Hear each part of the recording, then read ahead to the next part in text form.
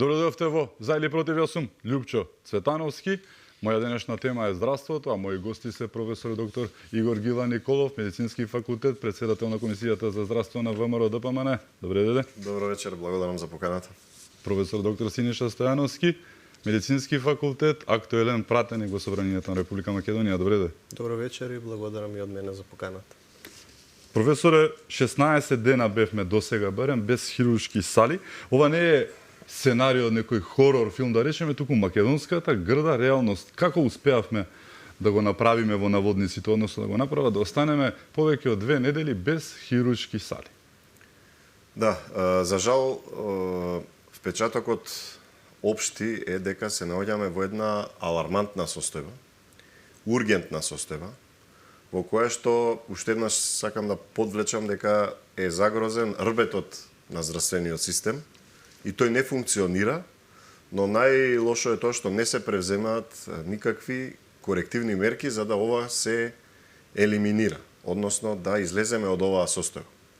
Оваа состојба во која што моментално се наоѓаме не е веќе моментална, трае предолго, трае 15 дена или 16 дена, не е ни битно, во кое што системот е девастиран, особено во клинички центар на терцијерното здравство, каде што се работи со околу 10% од капацитетите на хируршките сали и генералниот апел и генералната порака треба да биде да се изготви план како да се излезе од оваа состојба.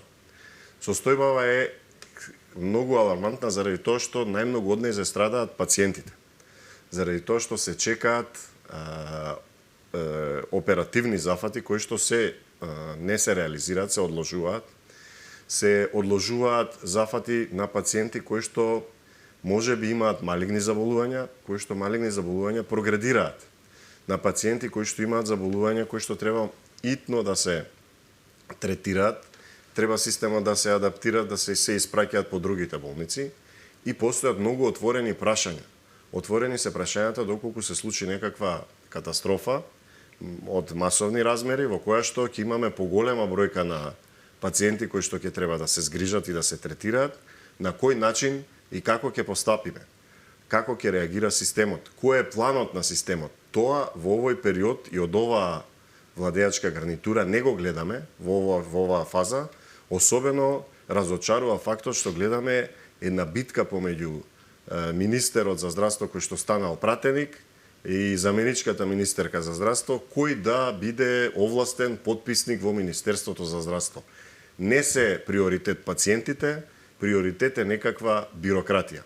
Тоа резултира со натрупување на листите на чекање, одложување на оперативните зафати и не дај Боже како ќе се одговори на овие отворени прашања кои што постојат. Не го гледаме планот каде, не е објавен планот, го нема акцискиот план како ќе се реагира. Еве, отворено е прашањето како ќе се реагира доколку имаме донор на органи. Каде ќе се изврши трансплантацијата? Во војна болница, односно ГОП 8 септември, во градската хирушка Свети Наум Охридски, каде ќе действува системот. Сето тоа навистина креира една состојба на разочарување и состојба за која што треба да се действува и мора да се превземат корективни мерки, мора да се има план кој што треба да биде акциски план со диаграм, акциски план со конкретни чекори кои што треба да се обзнанат до јавноста. Професор Стојановски, како можеше оваа гарнитура да си го дозволи овој луксус, буквално гледано? Системите треба да се одржуваат, тоа е факт, ова не е нешто што може така апансас да се случи на толку клиники. Гледано острана, не мора да сте експерт за ова поле, како лаик гледано, наеднаш се случи ваков распад буквално на системот. Како дојдовме до ова дереже? Проблемот е што ова не се случи наеднаш. Так. За жал во Република Македонија постои една негативна пракса на непонесување одговорност и неказнивост за нешто од овој тип или за нешто од овакви размери. Знаете како? На сите нивоа во поставеноста на здравствениот систем постојат одговорни лица кои што не се таму поставени само да бидат функционери, носители на некоја функција или политички профитери. Тие треба да ја носат и одговорноста за функционалноста на овој систем. Проблемот е што таа негативна практика низ годините се провлекува одговорност не се понесува, постои тоа чувство на неказнивост и гледајте сега се наоѓаме во една ситуација каде што топката се прифрла од еден чинител на друг, наместо да се делува во насока на транспарентно решавање на проблемот кој што постои. И како што кажа мојот колега, со јасен акциски план и со рокови. Значи, не смее здравствениот систем да се дозволи да крахира, само затоа што една политичка гарнитура ја напушта власта и се чувствува безбедна дека нема да понесе ниту политичка, ниту на крајот на денот правна, кривична одговорност за една ситуација во која што денеска се наоѓаме. Тука е суштината на проблемот.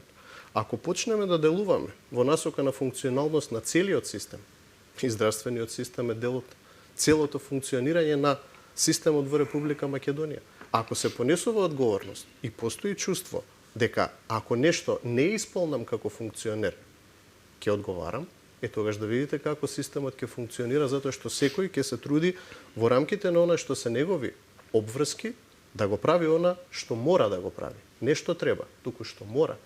Требало да се знае на колку време треба тие компресори да се менуваат. Требало со време да се отпочне постапка за набавка или смена или корекција, поправка на истите, што и да требало да се направи, за да не дозволиме да се најдеме во оваа ситуација во која што се наоѓаме денес. Професоре, ова буквално се случува на бегање, буквално кажано, на неколку дена, да речеме, пред смената на власта, и гледано од страна повторно испаѓа како да некој, бегајки него не интересира веќе што ќе се случи натаму, ќе има ли одговорност, она што е, мислам, основното прашање, го спомнавте моментот и повторно, не мора да е некој Ајнштајн да свати дека кога не работат хируршките сали, хируршки интервенции се одложуваат, а тоа значи живот за некого. Неба дел овој сектор е сектор кој што живот значи. Ќе има ли обемна истрага, барем, да најавиме малку, можеби ќе ги стресе, да не речем тоа, па да се погрижат да нешто профункционира во државата пред да се случи промената официјална на власта, која што веќе е факт. Тоа е минимумот. Јас верувам дека ќе има минимум она што го напомнавте, но овдека станува збор за една нарушена етика и нарушен морал, особено на морал на однесување и етика на однесување на сите чинители кои што се фактор во здравствениот систем. Компресорот требал да се смени пред 3 години, таа станица пред 3 години, но тогаш било поважно да се креираат политики на култна личноста, да се креираат политики на one man show, да се креираат политики на стикери, слушај го овој, слушај го оној, и не планирање во самиот овој систем. Сето тоа резултира со во здравството проблемите не ги гледате веднаш. Здравјето е богатство кое што се троши постепено и бавно, но резултатот е девастирачки. Пациентиве сега, кои што им се одложуваат оперативните зафати, а се со малигни заболувања, во било која фаза, обично во почетна фаза, доколку е поодложен зафатот, ќе треба да бидат третирани со скапа цитостатска терапија која што чини пари. Со еден збор, се расфрлаат ресурсите заради тоа што нема планирање, заради тоа што нема приоритети, заради тоа што е нарушена етиката и моралот во целиот овој систем, и тоа што треба да се врати е враќање на етичкото, моралното однесување и правилата на однесување, односно коректното и соодветно планирање. Ние влеговме и се навикнавме на една нормална состојба да биде да се префрла одговорноста од еден на друг и на крај не знаеме кој е одговорен или на јавноста не е познато кој е одговорен. Или е кабелот. Или е кабелот одговорен, но знаеме дека страдаат пациентите. Така да сето ова што сега се случува, доколку е точно дека се коригира за таа вредност, односно таа сума за која што се спомнува, би требало да биде решено како ургентна состојба уште во првите 48 часа. Заради тоа што свативме, односно се зборува дека има решение кое што специјалистите, инженери и стручњаците од областа, доколку некој сакаше да го коригира и да го добие решението, ќе ги собереше, ќе ги прашаше како треба да го решиме, како што побрзо да излеземе од оваа состојба, колку таа чини и да чини колку и да чини, човечките животи немаат цена и требаше да се излезе во пресред, односно не смееше да се дозволи да застане срцето на здравствениот систем. Сега се наоѓаме во една навистина несватлива состојба во која што не само што стои системот, не гледаме интерес да тоа се коригира. Кога нема интерес за коригирање, тоа е веројатно уште полошо и последиците ќе бидат уште поголеми и ќе ги видиме во идните денови. Така да начинот на функционирање доколку не го смениме, начинот на размислување доколку не го смениме, доколку не ја воведеме и форсираме професионалноста и професионализацијата во здравството и здравствениот систем, за жал, ваквите состојби на неетичко однесување ќе резултираат со сето ова. Зошто не е сменета компресорската станица пред 3 години и се она што треба да се коригира или да се поправи во рамки на клиничкиот центар Мајка Тереза, треба некој да каже. Ние завршуваме, односно поминува една фаза на власт кога остануваме без клинички центар нов, заради тоа што беше раскинат еден договор, за кој што не знаеме зошто го раскинаа. Стариот пак не се одржува. Тоа што го имаме и тоа не го одржуваме, со еден збор излегуваме не е само како што рековте на бегање, на ништо не правење и многу стратешки грешки реализирани во изминатиот период, кои што стратешки грешки еве денеска ги гледаме. Резултираат со тоа да треба да се платат пенали за неизграден клинички центар. Треба да се платат пенали за несервисирање и неодржување на она старото што го имаме. Треба да се плати со животи заради тоа што некој на онкологија го исклучил системот за следење на дозирањето на лековите. Треба да се плати повторно со здравјето заради оние нефункционирање или жртви кои што ги имавме во периодот како на короната, ковидот, како на несреките што беа од ласкарси и така натаму, како на корупциите кои што беа на оние автобуси што излегувале без да бидат технички прегледани и се случија несреките во соседните земји. Професоре Стојановски, како дел од новата власт, може ли да очекуваме промена на системот на функционирање на државата, најбитниот сектор, повторно ќе кажам, здравството, кој што живо значи, еве ви шанса со една истрага токму на актуелен случај, кој што е многу неверојатен, навистина, мислам, вакво нешто да се случи во некоја држава, не сум слушнал на еднаш колапс на сите клиники, буквално кажано 90% од нив, една истрага која што ќе покаже дека поинаку функционира системот, кој што 7 години беше тотално на колена, буквално целото здравство поради него, односно неговото нефункционирање. Видете, оваа ситуација уште еднаш само го потенцира главниот проблем кој што го имаме во поставеноста на функционирањето на здравствениот систем. Таа централизација која што постои, да најголем дел од здравствените услуги постојат и се достапни за пациентите само во Скопје, е главниот проблем на кој што ВМРО ДПМН работеше во својата програма и планира да делува да се промени, односно да се направи рамномерен регионален развој и регионализација со регионална еднаква достапност на здравствените услуги во сите региони на територијата на Република Македонија. Дополнително, самиот овој проблем, доколку некој навистина сакаше да се вложи да го реши, можеше да го направи со ротација на хируршките екипи во градовите кои што нудат оператива. Штипската болница, Тетовската болница, Струмичка болница, Битолска болница. Тоа немаше можеби да биде пандан на секојдневното нормално функционирање на хируршките клиники во Мајка Тереза, комплексот.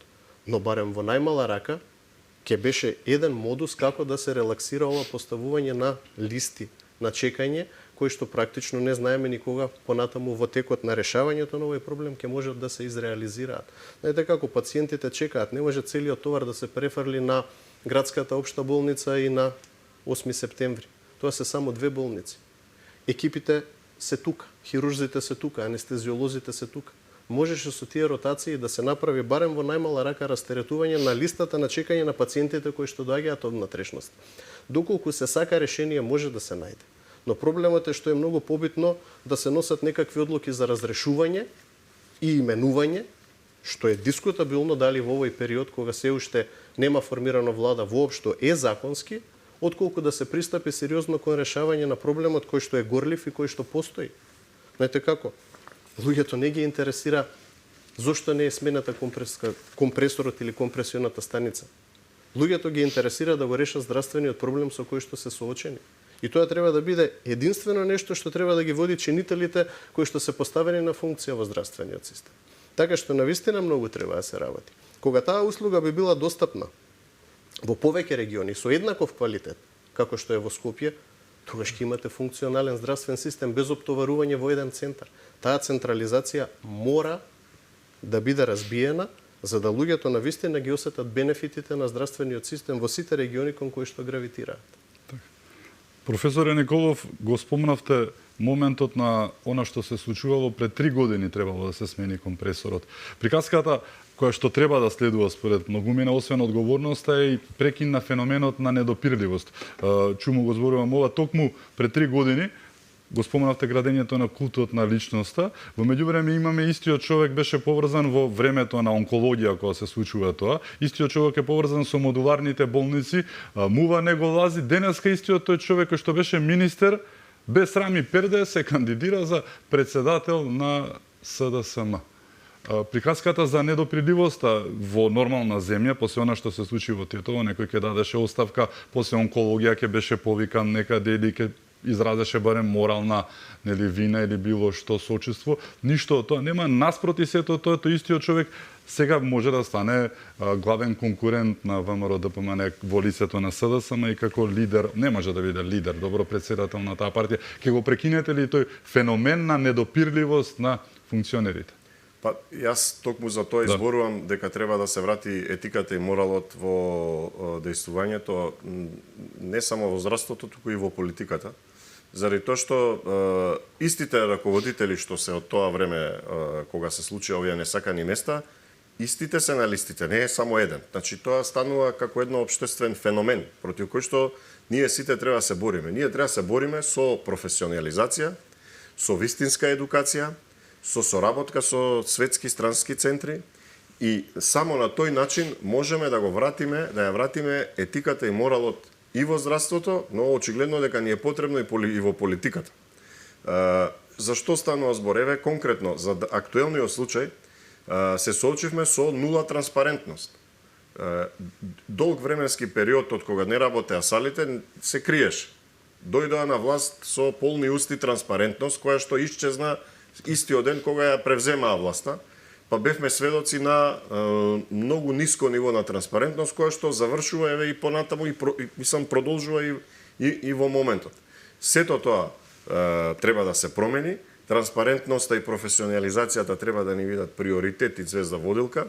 Приоритет треба да ни биде комуникацијата и поврзаноста со врвните светски центри кои што се прекина. Имаше систем на едукација во странство каде што се упатува млади доктори, млади луѓе кои што беа обврзани да донесат метода или да донесат знаење и да го имплементираат во јавното здравство.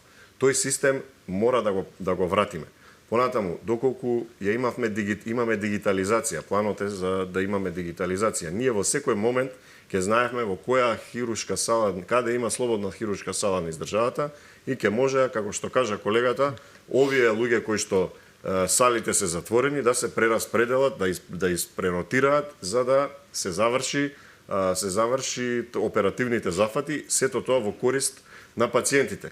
Тимовите требаше да се раздвижат и да ротираат. Тоа ќе се овозможеше доколку имавме еден дигитализиран систем во кој што следливоста на активностите на здравствениот систем ќе ни беа достапни 24/7. За жал тоа го немаме, тоа ќе мораме да го воведеме.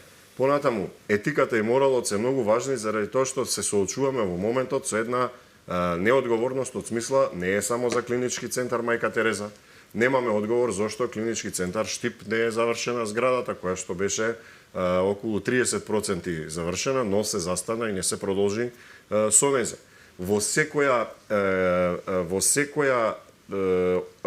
регион од државава имаме детектирано и како Комисија за здравство и како професионалци каде има проблеми и каде треба да се коригираат и регулираат. Например, стои отворено прашањето зошто Струмичката болница 7 години крилото уште не е поврзано и не е пуштено во употреба, иако беше финализирано околу 80%, 7 години таа болница остана така.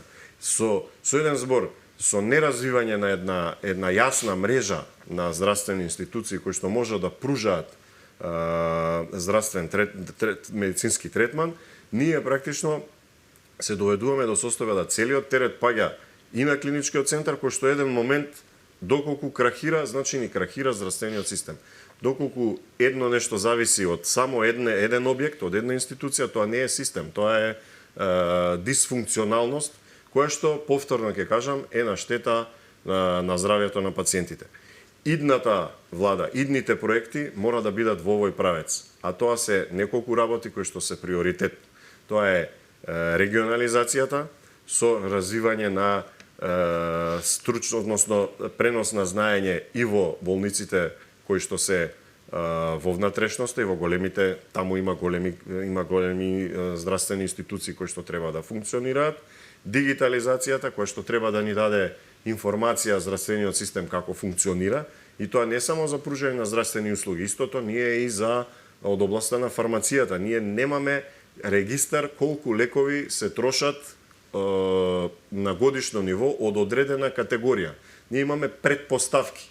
Се носат одлуки врз основа на одредени предпоставки заради тоа што нема доволно информации, нема доволен регистар. Сето тоа мора да се развие за да практично ние го коригираме и го подобриме здравствениот систем и дојдеме во состојба да не ни се повторува ова. Нас ни се случи крах на системот на информатички функционирање на фондот, беше пред фондот за здравствено осигурување пред една година. После една година ни се случува крах на терцијарното здравство. Кога беше корона, ковидот, во сите земји во светот, вклучени во првата линија беа анестезиолозите, кај нас анестезиолозите се исклучија од првата линија во борбата со ковидот, односно системот не ги детектираше. Сето ова резултира со секоја мала аномалија, секоја мала деформација на системот резултира со големи аномалии кои што кога тогаш ќе се почувствуваат. Така да дојде времето да ги почувствуваме денеска резултатот на тоа што некој не планирал дека има потреба од одржување и набавка на компресорска станица и сето она што е потребно за одржување на салите на клинички центар. Така, кога зборувавте за транспарентност, јас мислам дека тие буквално ја сватија и беа буквално кажано прозирни во своите, да не речем, злодејанија, лукративноста, неспособноста се гледаше од авион, да не речеме, но можеби од целината. Професоре Стојановски, го споменавте моментот на децентрализацијата на центрите, но што правиме со она рак рана која што се вика клинички центар? 2021 година требаше веќе да биде готов, нешто не го направија, треба да плаќаме пенали за него. Да, во ред децентрализацијата како факт ќе заврши многу работа, но еве со клиничкиот центар кои се плановите на ВМРО ДПМН како водачка партија? Видете, не треба ние нешто да измислиме. Така. Значи, постојат и во нашата поблиска и подалечна околина здравствени системи кои што одлично функционираат. Но тоа е така затоа што тие се базирани на една долгорочна и претходно планирана национална здравствена стратегија. Не можете од денеска за утре, поготово не во здравствениот сектор, да правите провизорни решенија. Секоја импровизација ќе ви резултира со голема аномалија на подолг рок. И една од тие аномалии е тоа што се раскина договор за клинички центар кој што еве на нецели 200 километри од нас во Ниш се изгради и одлично функционира. Одлично е опремен и тоа за една сума која што не е ни приближна на онаа сума која што се бараше за да се започне со изградба на клиничкиот центар овде кај нас. Тоа доволно зборува. Крајно време е и мислам дека мандатарот е сега во позиција да може тоа да го реализира, луѓето кои што се политички профитери и со лукративни цели влегуваат за да станат функционери во здравствениот систем, да се елиминираат од здравствениот систем. Потребна е максимална транспарентност, професионализам и луѓе кои што навистина сакаат да се вложат за да тој здравствен систем се стави најпрво на здрави нозе, во моментов е комплетно девастиран. Не треба тоа јас да го кажам, сведоци сме секој ден што се случува. И ние од внатре, а особено пациентите кои што бараат помош од тој здравствен систем. Знаете како, се додека не се направи еден, хајде да го речем, хируршки рез, и не се почне од ново, од на здрав темел, да се гради таа национална здравствена стратегија, тогаш нема да имаме функционален здравствен систем. Се додека имате таму на функција политички профитери, особено во секторот здравство, тогаш ништо нема да тргне од мртва точка. Затоа што ако некој го интересира провизија и личен интерес, а не го интересира да се вложи во подобрување на услугите и функционалноста на здравствениот систем, тогаш што да очекуваме? А ако повторно се продолжи со поставување на такви кадрови решенија, ако се занемари професионалноста, ако се оди да се поставуваат луѓе кои што имаат лукративни цели, тогаш не сме направиле ништо. И ќе видите дека ако не се постави на здрави нозе здравствениот систем сега, за 4, 5 години, 10 години, ќе се најдеме во уште полоша ситуација од колку што сме сега. И на тоа треба многу да се внимава. Тоа е начинот на кој што треба да се почне да се функционира, и не само во здравствениот сектор, воопшто во поставеноста на функционалноста на сите сектори во Република Македонија, доколку сакаме навистина државата да тргне во правилна насока. Во моментот сме на еден крстопат кој што не води никаде. И тоа е многу лошо, и ако не се покаже позитивна тенденција, и тоа за многу бргу, затоа што оваа доверба што се доби носи со себе и огромна одговорност, која што мора да се оправда, тогаш не сме направиле ништо. Луѓето ќе ја изгубат и онаа малку надеж која што имаат во себе и ќе пробаат да го бараат својот пат, односно да ја напуштат Република Македонија. Николов, како што каже и професор Стојановски, факт е дека носи овај голема одговорност. Од една страна, мислам дека навистина ќе биде многу лесно да покажете дека може да се работи, имајќи предвид кој заминува, односно кој беше претходно и целото тоа неработење. Вела дека Македонија е прекрасна земја, се додека не отидете да речеме на лекар. Тука прекасноста завршува во приказната, токму заради онаа стихиност која што беше одлика на претходната влада. Имавте обемна програма 1189 која што голем дел од неа беше токму посветен на здравството. Што вели токму тоа во однос на она што треба да се случува во Македонија? Видете, ние планираме да функционираме со конкретни активности и за секоја конкретна програма е предвидено да има акцијски план според кој што ќе се действува. И до сега сме имале стратегија за здравство, но таа е на хартија. И стратегијата за здравство нема никакви акцијски планови. Тоа е само набројана и е слово на хартија без акцијски план како ќе да се реализира. Јас и на сите мои соработници им кажувам дека нас ни треба точно, прецизни акцијски планови за кои што, според кои што ќе бидат јасни чекори како ќе се стигне до она кое што сакаме да го постигнеме. А она кое што сакаме да го постигнеме во блиската иднина е следното. Нас ни требаат 500 плюс 500 вработувања, особено за оној персонал кој што е медицински персонал, кој што долги години работи со нерегулиран статус. Ни треба конкретен акцијски план за активирање на сите можни капацитети во државата за онколошките пациенти. Сведоци бевте и вие и целата јавност. 3 пати или 4 пати беа отварани онколошките капацитети во градската општа болница 8 септември, а и акцелераторот и дневната болница за давање на цитостатска терапија не профункционира до ден денеска. Сите пациенти понатаму се насочуваат во зградата на онкологија, каде што е претрупано и каде што има нехумани услови во чекалните. Нехумани услови во чекалните имаме и на хирургија, пред урологија, пред неврохирургија, пред повеќето болници. Никој не се грижи за да превземе некаква акција за да тоа се коригира. Ако не успееме да го коригираме и да не действуваме според вакви акцијски планови, ние ќе се поистоветиме со претходната гарнитура. А за тоа да можеме да го реализираме, потребни ни се кадри кои што ќе бидат пред се професионални, без разлика од која провиниенција доаѓаат и од која коалиција или здравствена групација. Пред се треба да бидат професионални и пред се треба да бидат луѓе кои што сакаат да донесат промени и да остават позитивна трага во здравствениот систем. Тоа ќе биде начелото на функционирање на идната влада, односно сега конкретно да би зборувал за здравството. Понатаму, сите капацитети еве денеска кои што се девастирани на хирургија би требало да можат да бидат подобрени и да се подобри начинот на нивната ефикасност и ефективно функционирање, за да не се губи време, да не се губат драгоцени денови за кои што никој не може и не знае како ќе се коригира и како ќе се подобри.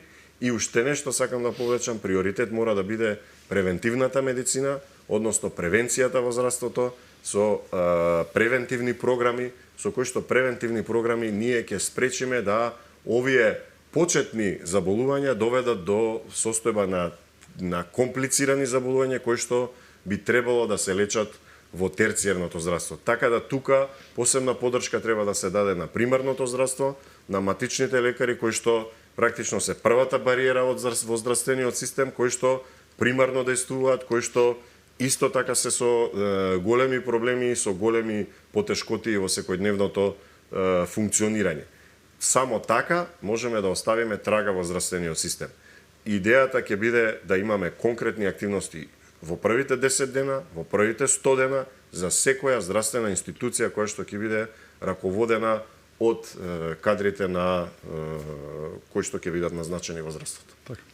Професоре Стојановски, ќе имате реално тешка задача со професионализацијата на здравството. Од една страна, колку тоа пак ќе значи за задржување на кадрот кој што си оди, бидејќи луѓето кога се квалитетни и се на позиции каде што не треба, гледајќи како партиските кадри секогаш одат пред нив, независно колку знаеле, не знаеле, најчесто не знаат, се појавува она човечкото дека нели не се чувствувате убав и не се чувствувате свој на своето, што се вели народски кажано и разговорно, и си заминувате барајќи втора шанса. Колку професионализацијата и потенцирањето и подржувањето на стручноста, а со тоа нели промовирањето на вистинските вредности ќе им значи на овие луѓе, независно дали биле и од медицинскиот кадар, нели од сестрите или пак зборуваме за лекари па и специјализанти и се да останат во државата.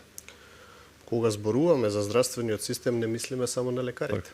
Ние мислиме на сите кои што се чинители во тој здравствен систем. Здравствениот систем само со лекари не може да функционира. Така што секој е подеднакво битен во костурот на функционалноста на здравствениот систем. Видете, мора еднаш да се почне да се одбира она што вреди, визави она што на некој начин успева да се протне на помалата врата. Затоа што потенцијално, како што одминуваат годините, сите сме пациенти на овој или на оној начин и сакаме да имаме здрав, функционален здравствен систем во кој што ќе можеме да веруваме и во кој што на крајот на денот нашите потреби ќе знаеме дека професионално ќе бидат изменаџирани. Ако не се постави на здрави нозе во насока на професионализација, ако не биде професионалноста единствен балансер кој што треба да постои во здравствениот систем, тоаш повторно ништо не сме направили. Знаете, оној балансер треба да се базира само врз основа на транспарентност и професионалност на кадрите. Вие мора да го имате тој пренос, трансфер на знаење, мора да ги одбирате најдобрите кои што сакате да ги задржите во здравствениот систем, а тоа ќе го постигнете ако истите се осетат дека се навистина дел од функционален здравствен систем. Колку и да сте професионален, ако гледате дека системот не функционира, тогаш човечки е да го барате своето место надвор од тој систем, затоа што гледате дека нешто не функционира, постојат аномалии во функционирањето. И сето тоа треба да бидат начела по кој што мораме да се водиме.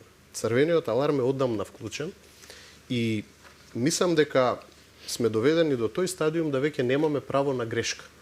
Секоја грешка навистина ќе се одрази катастрофално во годините кои што ќе следуваат.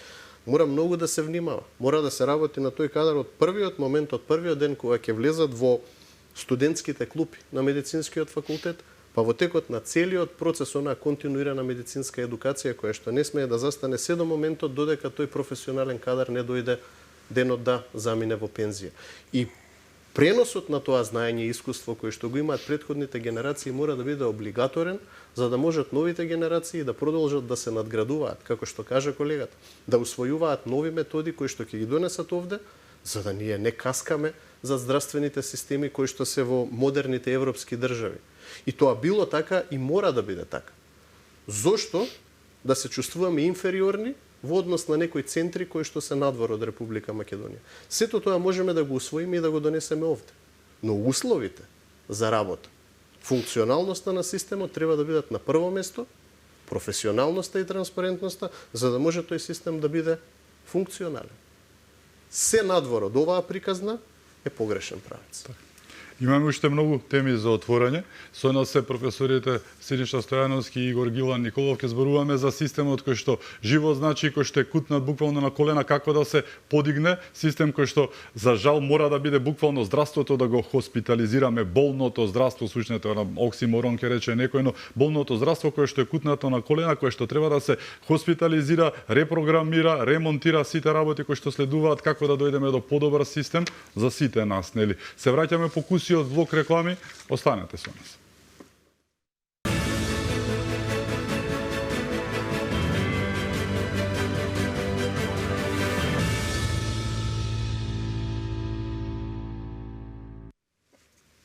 Се враќаме во за или против. Мои гости се професорите Игор Гила Николов и Синиша Стојановски.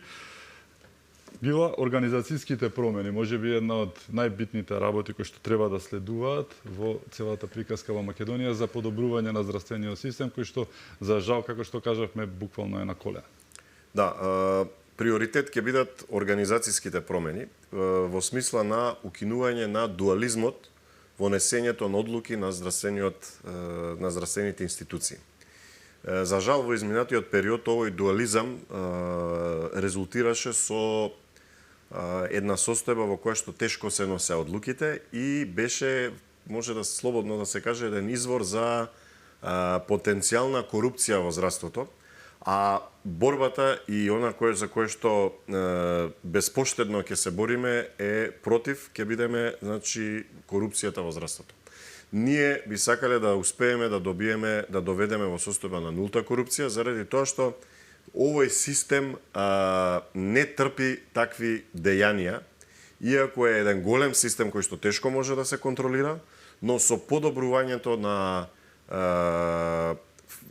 следливоста на процесите, со подобрувањето на носењето на одлуките, веруваме дека ќе дојдеме до една состојба кога ќе го сведеме на минимум. Што значи тоа? Тоа значи дека дуализмот во носењето на одлуки, оние организацијски директори кои што ги уценуваа изминатиот период, слободно можам да кажам, медицинските директори, верувам дека во најскоро време ќе се елиминира како начин на функционирање. Заминуваат во историјата? Би требало, да, треба да заминат во историјата, особено кога ќе се реализира постапката на интегриран клинички центар, кога сите клиники ќе бидат практично во еден комплементарен клинички центар, кој што би требало да има комплементарен клинички центар, а тоа е градската општа болница 8 септември, и на тој начин овие два система на терцијерното здравство би требало да бидат тесно поврзани и да комуницираат помеѓу себе, за да кога би се случиле некакви вакви несакани состојби како што се денеска, тие не се почувствуваат реално, туку веднаш да може да се интервенира. Дополнително, многу ни е важно да секундарното здравство заземе една состојба на вистинска бариера, односно вистинска професионална средина која што ќе биде бариера пред упатувањето на пациентите во терцијерното здравство.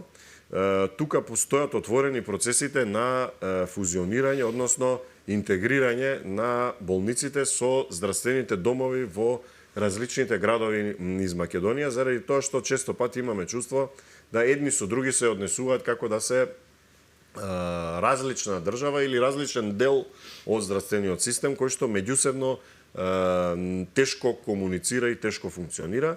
И на крај, она што преска го спомнав, процесот на дигитализација мора да биде приоритет, заради тоа што со дигитализирани системи многу поедноставно ќе се следат процесите, со поедноставното следење на процесите многу поедноставно ќе се носат одлуки. Јас сум убеден дека со дигитализацијата ќе имаме целосна контрола над листите на чекање, заради тоа што рак рана во моментот представуваат листите на чекање на нашиот здравствен систем, бидејќи и со сегашната состојба тие понатаму се зголемуваат, немаме целосна контрола на ниту транспарентност на листите на чекање на зафати. Како функционира? Тоа, да, јас не би сакал да го потенцирам, но за жал представува потенцијал за развој на ова против што се бориме, а тоа е корупцијата, и верувам дека со сите сили ќе се спротивставиме на таа несакана појава, односно ќе направиме се за да се елиминира корупцијата во здравството и во здравствениот систем, заради тоа што нашите граѓани мора да се одвикнат од тој систем на бакшиш, рушвет или како се нарекува, заради тоа што сите оние кои што работат во здравството тоа го прават заради тоа што име работа, се пружаат услуги здравствени, заради тоа што ние сме дале заклетва по Хипократ, сме дале заклетва по етика и деонтологија дека ќе пружаме здравствени услуги во тој здравствен систем. И секако многу е важно да пружањето на услуги, односно мотивацијата на овој кадар може да се реализира со систем во кој што би имало полесно движење на персоналот медицински помеѓу јавното и приватното здравство, така да и тие би станале два комплементарни системи во кои што персоналот некаде би можел да оди да доколку сака да заработи или пак доколку сака да остане во јавното здравство дополнително или обратно да функционираат на меѓусебно на двете нивоа. Либерализацијата на ова би ни било навистина еден голем приоритет и верувам дека би бил приоритет и за пациентите. Професор Стојановски, околу организацијските промени, меѓу другото, свесни сте дека како владеачка партија, односно и како коалиција, ќе се лишите од можноста, ова беше, да не се лажеме досега, партиска награда во најголем дел од случаите, се појавува луѓе од партиите директно, сега ќе се лишите од тоа, зборуваме за многу места, свесни сте за тоа, така влегувате во тоа и со таа премиса, настрана намалувањето на платите, бидејќи тие луѓе ќе ги нема на платниот список, но од друга страна ќе нема таа партиска награда која што за жал стана лоша навика на македонското општество последниве неколку години.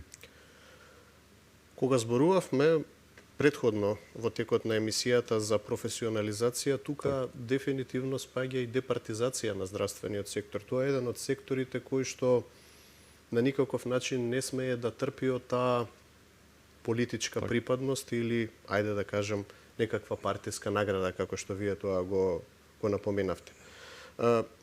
Не е многу голема филозофија како треба да функционира еден здравствен систем. Тргнете еве многу блиску, ја имаме Република Словенија. Сме биле дел од една заедничка држава, од прилика по некои демографски карактеристики и големина на територија сме на некаков начин многу слични или многу блиски. Во таа некоја поранешна држава некој направил плански региони каде што поставил здравствени домови, болници и се останато кое што требало да биде инфраструктура. Проблемот е што во овие 30 и неколку години од кога Република Македонија е самостојна држава, ниту е планирано одржување на тие инфраструктурни капацитети, ниту е плански планирано адекватно екипирање со кадар и опрема која што е потребна за тој плански регион да функционира од здравствен аспект и да ги нуди здравствените услуги онака како што ги нудел некогаш. Знаете како? Пандемијата извади на површина некои непобитни факти. Во Република Македонија превентивната медицина е на многу ниско ниво. Мора да се зајакнат капацитетите на примарното здравство и особено сегментот на превентивна медицина, затоа што вие ако навремено делувате и навремено ги откривате заболувањата, нема да дојдат во стадиум кога е болеста нелечлива или кога треба да се прават сериозни интервенции за да се санира штетата која што таа болест ја направила кај пациентот. Мора многу да се работи. Мора да се зајакнат и капацитетите на секундарното здравство.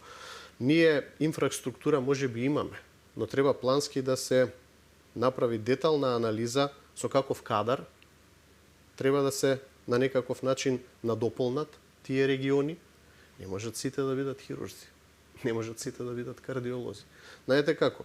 Има параметри кои што и според Светската здравствена организација и според функционалните здравствени системи постојат.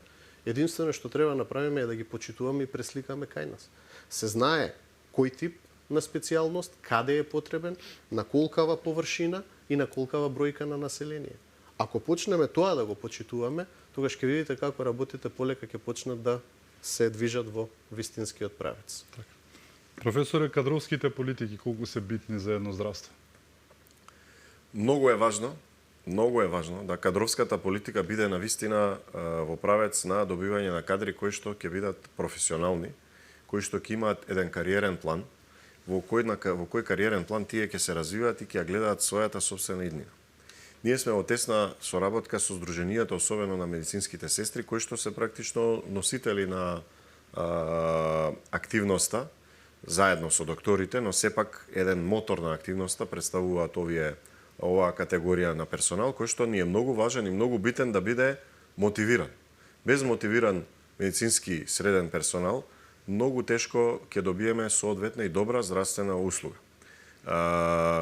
Потребен ни е закон за медицински сестри, кој што го подготвуваме заедно со здруженијата и сме во комуникација со нив. Заради тоа што тие го знаат најдобро проблемот. Тие ја знаат професионалноста на оваа категорија на медицински работници и потребата од нивна категоризација. Ние досега имавме една категорија, заедничка, групна, но сепак имаме специјалности или те потесни области кои што треба да бидат категоризирани. За сето тоа ни треба закон. Понатаму ни треба закон за и правила за специјализациите. Она што го кажа професорот. Специјализациите не може да бидат по желба, потребно е да бидат по потребите. Не е можно на онкологија да работиме со само еден патолог. Не е можно да немаме доволно биохемичари или да немаме доволно вирусолози. Не е возможно да центрите за јавно здравје функционираат со минимален персонал заради тоа што некој недобро планирал или заради тоа што целата популација е фокусирана на оние гранки кои што се од посебен има мислење дека се многу важни и многу значајни од типот на хирургија, гинекологија и кардиологија.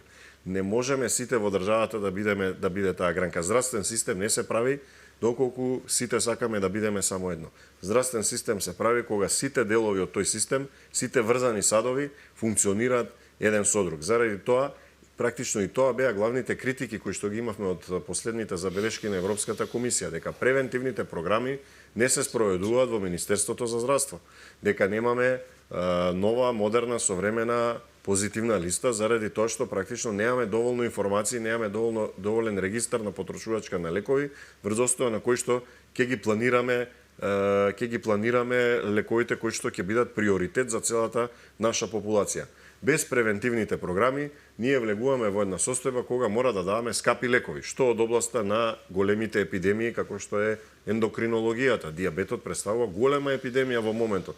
Со несоодветна и неквалитетна неправилна исхрана, бројот на диабетичари се зголемува. Понатаму, законот за пушење, доколку не се спроведува, сите оние пушачи кои што ги загрозуваат диабетичарите, заради тоа што пушењето ги влошува состојбата на крвните садови. Прогредира болеста. Со прогредирањето на болеста, практично овие луѓе треба да користат поскапи лекови. Понатаму, има лекови, голем проблем представува епидемијата на обезност, односно дебелина. Ние се повеќе и повеќе имаме дебела популација, обезни пациенти. За овие обезни луѓе потребни се превентивни програми со вистинска обука за начин на исхрана, со тоа ќе се намали потребата од користење на скапи лекови кои што ја превенираат ова обезност. Многу е важно и многу е значајно да се посвети внимание на јавното здравје, бидејќи јавното здравје практично е еден столб на здравјето на целата популација, кој што понатаму не дозволуваат да бидат преоптеретени или да крахираат системите каде што треба да се даваат скапи оперативни запати, скапи терапии и тоа представува практично инвестиција која што се враќа, но со соодветно планирање, таа не се враќа одма. Здравјето е инвестиција, здравјето не е единствено оперативен зафат, но секако и оперативните зафати се важни. Професоре, интегриран здравствен систем звучи така интересно, што реално значи ова кованица, интегриран здравствен систем и што би направил тој добро за македонското здравство? Реално се она што го дискутиравме во теков на емисијата, всушност значи интегриран здравствен систем. Знаете како, ако ќе искористам еден пример кој што колегата го напомена. Не е веќе ни епидемија, обезноста е веќе на ранг на пандемија во светски размери. И тоа што загрижува е што тоа е веќе и во училишната возраст, односно од мали нозе. Тоа е нешто кое што се должи на нездравите навики, немање промовирање на она што колегата го напомена, јавно здравство и начела на функционирање на превентивната медицина. Кога сето тоа ќе го ставиме во еден мозаик, каде што и превентивната медицина, јавноздравствените програми, примарната, секундарната и терцијарната здравствена заштита ќе функционираат како едно, тогаш ќе го имаме интегрираниот здравствен систем кој што ќе почне да дава резултати. Можеби не од денес за утре, но на еден временски рок кој што е разумен, ќе видите дека навистина ќе почнат да се следат првите резултати. Но не можете, ако не го засадите семето, да очекувате дека веднаш ќе добиете дрво. Тоа е нешто на кое што мора да се работи. Да го направиме денес, за да ги видиме резултатите за 5 или 10 години. Не случајно на времето ги правеле оние 5 или 10 годишни планови.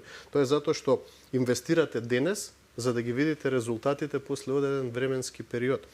Ако сето тоа не се постави да функционира во една насока, бидејќи сега во моментов имаме брауново хаотично движење. Секој дел од здравствениот систем функционира по свое видување, затоа што знаете како тоа е како еден оркестар без диригент. Мора диригентот да ги дава насоките, а здравствениот систем да функционира интегрирано, онака како што дискутираме во теков на целава емисија. Проблемот е што